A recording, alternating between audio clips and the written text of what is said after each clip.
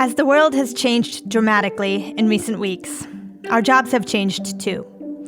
If you're looking to explore the science of making sense of work in these trying times, you should check out Work Life with Adam Grant, a podcast from TED.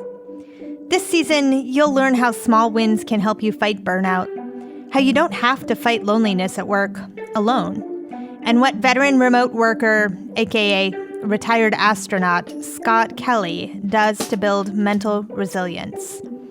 Listen to Work Life with Adam Grant wherever you get your podcasts. I know I always do. From the news team at LinkedIn, I'm Jessie Hempel, and this is Hello Monday, our show about the changing nature of work and how that work is changing us.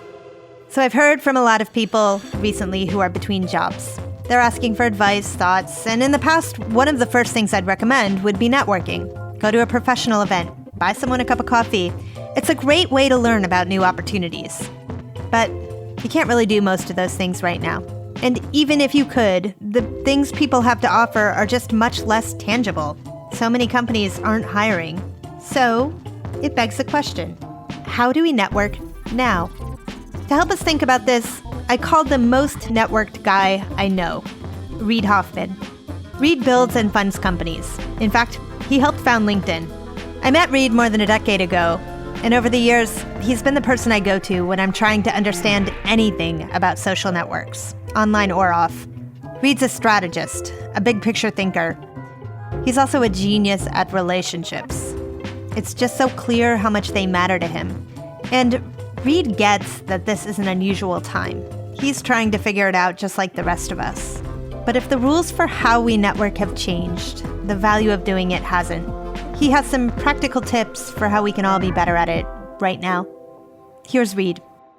So, obviously challenge. And by the way, no one's been in this position before. So this is a experiment, invent, talk to each other. Part of when you get to kind of, like running across uneven ground in the foggy night, right? The general techniques for dealing with these kinds of circumstances is definitely, it takes a village, it takes a network to leverage your network around you.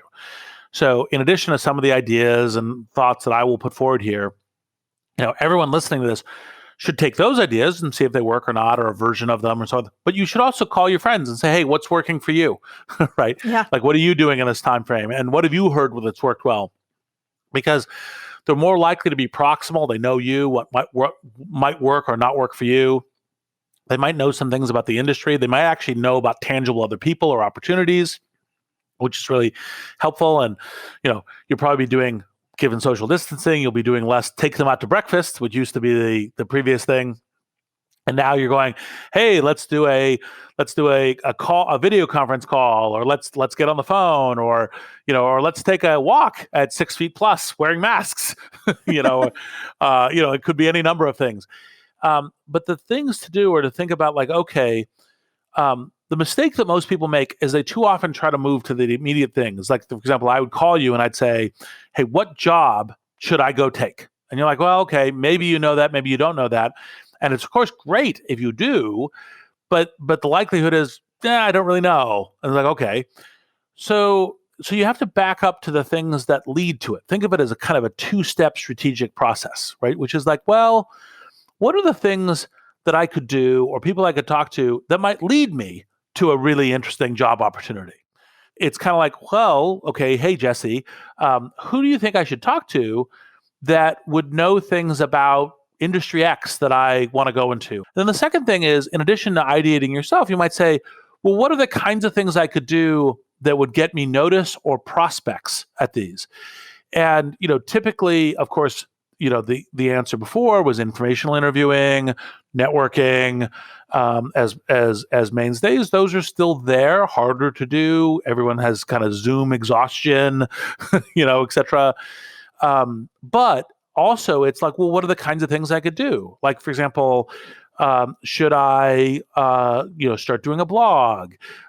Should I, create an interesting memo on something? Like, what's the kind of thing and what can I do there as ways of doing it? So kind of what I hear you saying, Reid, it is that one fundamental aspect of networking that maybe we gloss over in other times, it's worth spending a bunch of time on. And that is branding yourself as somebody who's worthy of getting to know because you have important ideas. Exactly. Or whatever you can do to showcase the things that you think are your best foot forward, right? Obviously, one form of best foot forward is your LinkedIn profile, but other things. It could be creative work. It could be a compilation. So I'm not really a writer, but I'm really good at recognizing good things. Great. Then put together a thing of like, here's the 10 best things, right, on this thing that I've found. Or like, look, I know who are the smart people to call to get some good insights. Well, then, okay, great, call them, get the insights, and put it down in some way. Because it isn't just the talking to people, which is now a little harder and all the rest, but it's also the how do you show yourself in a way that shows people like, oh, you're a person that's worth talking to. Right.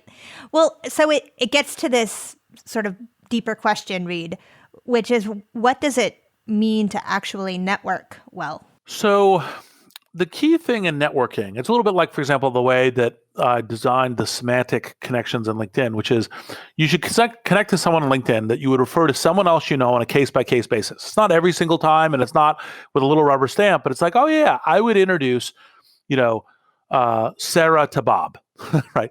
And why would I do that? I would do that because in this particular case, I think that both Sarah and Bob would thank me for the introduction. That's the measure that I use. Doesn't mean that the specific thing happens, like, Sarah hires Bob or that, Sarah learns something new, but it's like they both go, oh, that was a valuable connection, and thank you. That was something that had potential to it. That's the kind of thing that's good to invest, a little bit of time into.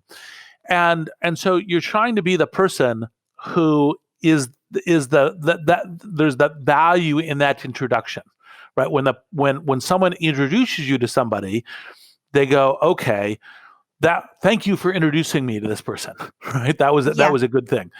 And so that's the key thing that you're trying to navigate into, generally all in life. But now you have this more difficult circumstances, and so you have to put more work into being that. You can't just be delightful at breakfast. Yes, that is true. Although I bet there is a version for a virtual world of figuring out how to be delightful at breakfast. And one of the things, Reid, that I'm seeing pop up now that we're, moving our way through second and third month of this new circumstance is people actually creatively putting together new ways of getting to know people they don't know. Like tonight, Reid, I'm going to a virtual dinner. An hour and a half, time limit. Everybody will be eating the same thing. One person is someone I know who's a real connector. And he has found two other people who, because of geography, I would never have dinner with pre-pandemic. But now he's collapsing geography. I think there are a lot of creative experiments like that to mine. Yep. So A, do them. B, learn about them. C, replicate them. D, try variations of them. And then key in what you've said, this is kind of E, where are the places we could turn the current challenges into advantages? One of the general good rules of projects, life, efforts is to say, look, this is a problem. How do I try to turn that problem into an advantage? So we get all about the social distancing, we have to stay in place. Well, okay, now I can ignore geography.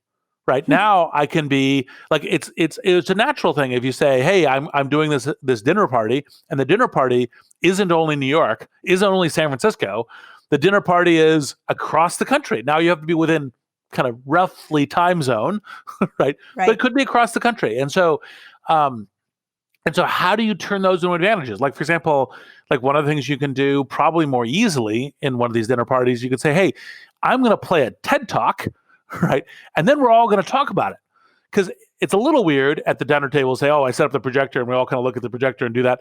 But actually, we're looking at our computer screen, and that may facilitate things. And so look at what are the experiments that you can do that can make this work a lot better. Right. And can turn. And by the way, part of which experiments to take, one set of experiments, of course, is the ones that help you right now. Right, help you in the kind of the depth of pandemic, stay in place, et cetera.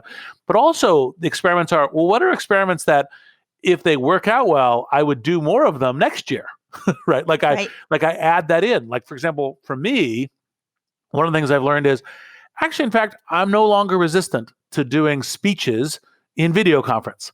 Like, as opposed to going to location X to give a speech at location X, it's like, well, maybe we could do it in a video conference. That would save me the travel to Boston, et cetera.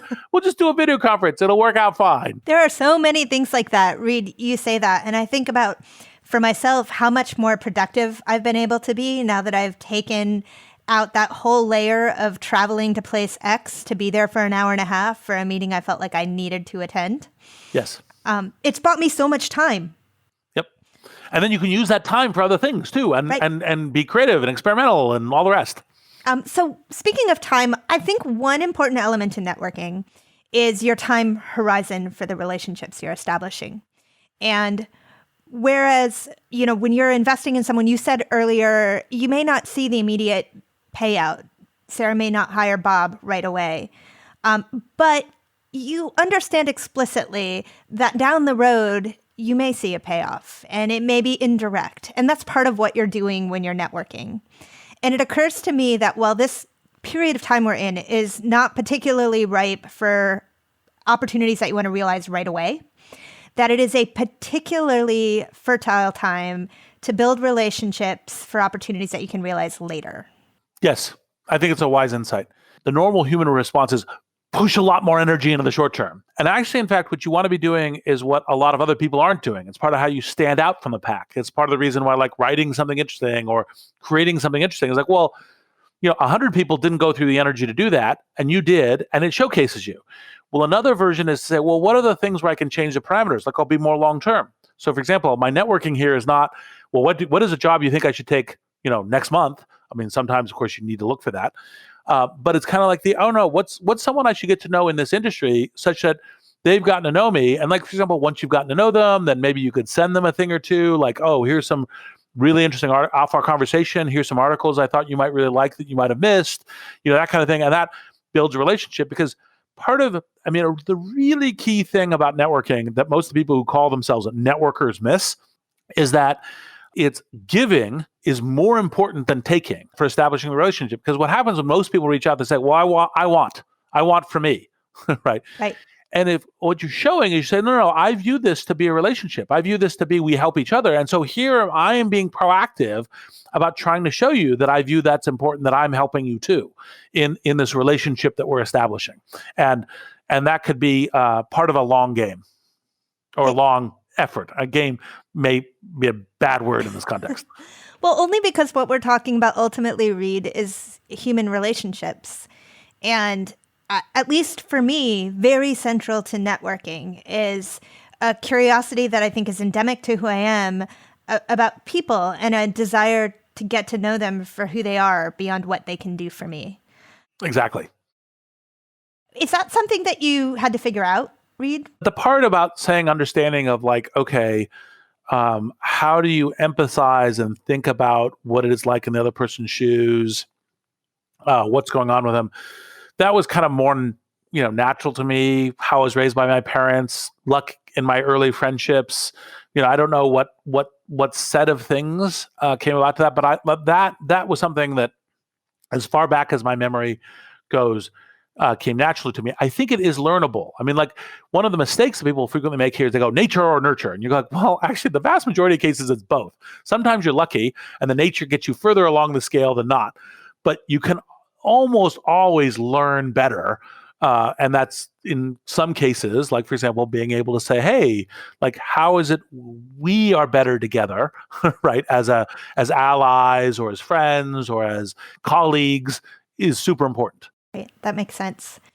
So Reid, we're both having this conversation today because a very long time ago, very long now, more than 17 years, you thought up the idea for LinkedIn and launched it.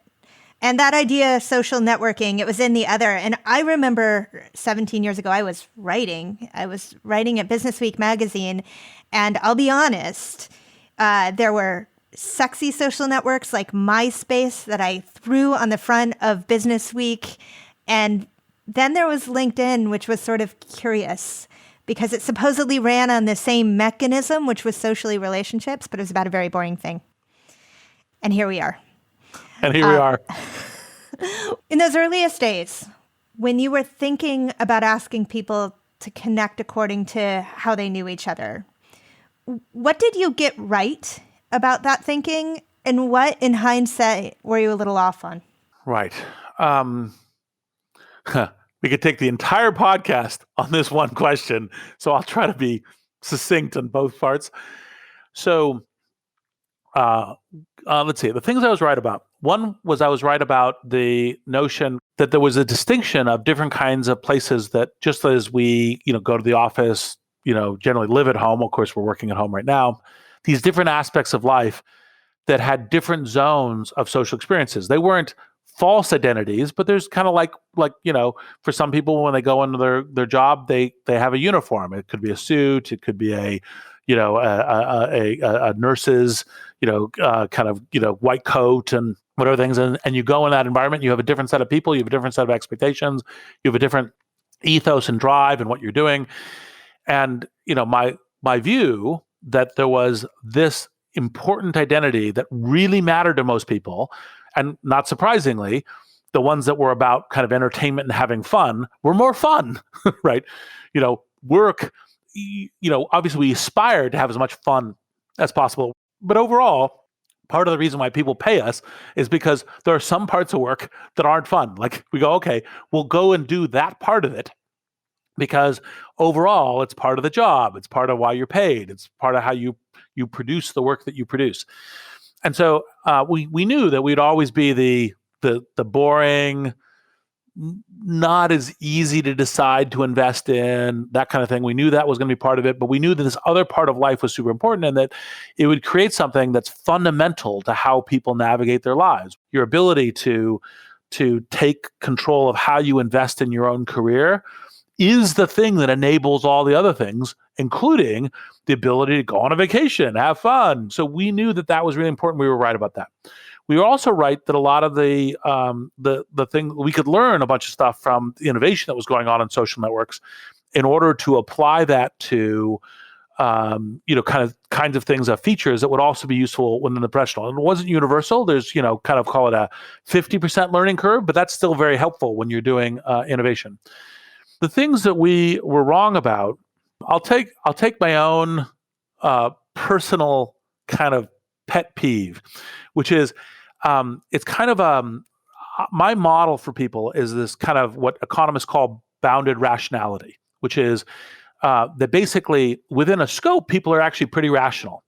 And what I didn't realize is that people as a whole are very bad at estimating probabilities and kind of doing the probability estimate. So what I thought when LinkedIn started, it was considered to be almost kind of disloyal to be posting a CV or a resume or professional identity online, because that meant right now I'm looking for a job, right? Right. And so the culture, and by the way, of course, companies kind of collectively wanted to encourage this because part of what they wanted to do is they said, look, we don't want people to find their best possible opportunity. We want them to just stay with us, and that's the better trade to us. And so we wanted to encourage that. Now, that I know is the right universe for everybody. It's the right universe for the individuals, right universe for companies, right universe for society. But there was this cultural meme. So I thought that once I made it kind of okay to have your LinkedIn profile, that everyone would get to that kind of right judgment of, look, it takes me really a basic LinkedIn profile that with kind of good information is like 10 minutes. I mean, it's just like, I worked here. Here's my titles. Here's a little bit of what I did. Here's where I went to school. Here's some things I'm good about. Boom. And I thought that we would get this tidal wave of people realizing within bounded rationality that this would be the thing that they should do, right? That because who knows when that really interesting thing rolls in, because there's 650 million or whatever the number is, like I don't know what our public number is anymore, of people who might search for me and they might find me and might be that one great thing. And so the 10 or 15 minutes is a cheap option. And who knows, maybe it's next year, maybe it's 5 years from now, whenever that kind of rolls in. And yet it's still that what people do is I go and update my LinkedIn profile. Most people, not all, like when I'm going to really go look for a job now. And you're like, well, no, actually, in fact, you should fill it out just as kind of saying, here's who I am, people. And look, I'm doing this thing for my company and I'm doing this amazing thing and I really love it. And that's great. But like people should find me. Because by the way, they don't just find you. They can also find you for your company. They can find you for an advisory thing. There's all kinds of things where that's super valuable. And by the way, I think that cultural thing still hasn't happened. And so I concluded I was wrong about the bounded rationality when it occurred to these probability things. Well, Reid, it seems to me like what you're advocating for is putting your LinkedIn profile on your calendar rather like the dentist appointment that you make every 6 months, whether you like it or not, because it's better to not have a cavity later. Yes. And by the way, it's even better than cavity. It's not just like flossing metaphor, which is what I frequently use LinkedIn. And early days, you may or may not know this. It's like, why should you do LinkedIn? I use flossing as a metaphor. Right? Oh, gosh, Reid. Yes. I don't floss, so I cannot relate to that metaphor. And here we are all these years later, and I have all my teeth. Yes. However, I do update my LinkedIn profile. And as you're talking, it feeds back to me to what you were saying earlier, which is this idea of the first step to networking being representing yourself well. And in that early time that you were talking about when LinkedIn was first starting, when jobs and getting jobs worked differently, you actually didn't need a lot of information to convey who you are and what you did. First of all, you probably had the same job for most of your career. And second of all, if you were an engineer at IBM working on Project X, well, that's what you did. But the internet has broken open our ability to understand things about each other. And because we can, then we expect to. And so there is a sort of base criteria of professionalism today that says that if you want to move in your career, you have to be representing yourself. And LinkedIn is not the only platform to do that. There are lots of ways to do that. I'm really fond of my newsletter. But you have to be doing it. Yes, absolutely. And by the way, there's lots of ways to exemplify your creativity, who you are, that kind of thing. And so it's whatever works. So for example, in engineering, GitHub, right? Actually, in fact, participating in, having GitHub repositories, those kinds of things, super important. So there's a lot of different places of it. Now, as one of the co-founders of LinkedIn, I think LinkedIn is, you should always have and LinkedIn in the equation, Right. but that's not the podcast, that's Reid Hoffman. We'll take it. That's why we called you. Yes. To bring us back to networking, which is where we began. Reid, one of the challenges of networking the way we understand it is that we begin with what we already have. We begin with the social capital we have and we work out. And unfortunately, that tends to replicate a lot of the inequities that really don't serve business. They don't serve our society. And so what advice might you have for other people who aren't beginning life as a Stanford graduate in Silicon Valley? So, look, it's harder. Full stop, right? The thing is there's almost always some ability to build some network immediately outside, whether it's through a teacher that you have a really good connection with, whether it's through a relative or a friend. Part of what you're looking for is to say, well, look, how do I get what the sociologist Granovetter think of as the weak links, but the links to go to a broadly new network. You might say, look, for me to do that, I start blogging, or I start podcasting, or I start other kinds of things as a way of demonstrating it. Like I go and volunteer for some interesting work that creates interesting corpus. The injustice of usually the poor people having to volunteer more in order to do that is, of course, ironic in a bad way. Right. We try to moderate it as much as possible, but you can't moderate to zero. And so that's on the individual protagonist side. Now, on for example, when you get to folks who say, look, I realize that I was lucky to be born in an upper middle class family, and say, okay, well, what do I do to help? Well, part of what I do is I tell the folks in my network to say, look, if there's folks who are in the kind of classically have got more disadvantage, and they're people that I could help, then I will allocate disproportionately more time there. I will do the meeting. I will take a phone call. I will make an introduction. I will make something happen. It's also one of the reasons why, what we do at Greylock is we will put in extra time for minority entrepreneurs. We will put that extra energy in because we know that the field is disadvantaged against these folks. It's our way of contributing to try to solve the problem, because on this problem, if you're not part of the solution, you're part of the problem. Well put. And so many times when I think about networking, I'm thinking, well, how can I look up and build up? And I think it's incumbent on anybody listening, wherever you fall in the grid, to also look the other way and say, who can I lift up, right? Yep, exactly. Because by the way, that's part of how you know that you're leading a meaningful life and you're a good person, you're leading a moral life. Because part of that is good and moral in every circumstance. Life is not just about me. Yeah, well put. I have one other question. So the first time that I wrote about you, it was, I don't know, I think 2010, 2011. And we had a long period of time together and we got to talking after we finished the interview. And I was going through it in my own career. I was trying to figure out if what I did mattered, why it mattered. And so I asked you flat out, well, what do you think the meaning of life is? And you said to me, not to put you on the spot, because maybe you don't remember it at all, but you said to me something along the lines of to do the thing that you've been called to do.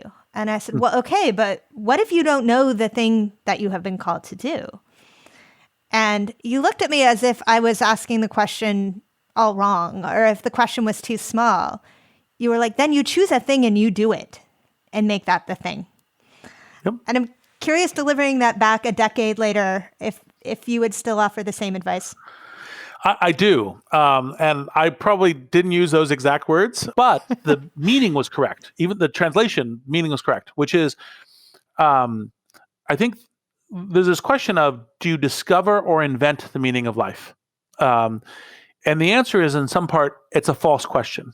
Because if you don't naturally discover it, e.g. calling, you go, oh, I see it. It resonates with me. This is the thing. This is the way that I have made the world into a better, kinder, compassionate, beautiful place because of me and what I have, the energy and the vibrancy that I'm bringing to life is. Sometimes people have the luck of discovery, but if you don't discover, invent, make it, right? And so it's part of the reason I really like Don Quixote, because it's like, no. Look, even if we look hard and we can't discover, well, that's part of the beauty of being human, of being us. Then invent, make it. It's part of where I really like entrepreneurship, and that's essentially the reason I'm looking at it. Is like, no, this is a solvable problem, because you, like, even if you look around and you go, I'm having a lot of time discovering. Well, great, create. It's a great place to leave it. Thank you, Reid. As always, a great pleasure seeing you and talking with you. That was Reid Hoffman. Reid hosts his own podcast, Masters of Scale. He talks to business leaders like Angela Arendt and Mark Zuckerberg about how they grow companies. I listen all the time, and I learn a lot. Also, it's June, and Reid just delivered a graduation speech that will move you. It's all about how to be optimistic in terrible times. It includes this photo of a young Reid walking across the stage at Stanford in 1990. That's the year he graduated. The country was entering a recession. The murder rates were up. HIV was terrorizing us. Perspective, right? You can find the speech on Reid's LinkedIn page. In fact, I think I'm going to assign it as homework. Homework from a podcast, I know. But let's try this. Read it and join us for our weekly office hours. Producer Sarah Storm and I go live every Wednesday at 3 p.m. Eastern from my LinkedIn profile. It's our coffee break, and we love it when you share coffee with us. Bring your takeaways, bring your advice for new grads, bring yourself. And now, if you like our show, and we hope you do, please rate us on Apple Podcasts. It takes 2 seconds, and it helps new listeners find us. Hello Monday is a production of LinkedIn. The show is produced by Sarah Storm with help from Madison Schaefer. Joe DeGiorgi mixed our show. Florencia Iriando is head of original audio and video. Dave Pond is our technical director. Maya Mangini, Victoria Taylor, Michaela Greer, and Juliette Farreau always floss. Our music was composed, just for us, by the mysterious Breakmaster Cylinder, and you also heard music from Poddington Bear. Dan Roth is the editor-in-chief of LinkedIn. I'm Jessie Hempel. See you next Monday. Thanks for listening. My biggest surprise in LinkedIn was that someone who said how he looked for a job, which is he said, I'm moving to, I think it was Denver. And he looked for other people whose profiles looked like his. And then he looked to see which companies they worked at as a way to decide which companies he would look for. And I was like, oh, that's of course a good thing to do. And it never occurred to me. It was one of the ways I was surprised on the, that's a really good way of doing it. And this is another one that's great to see.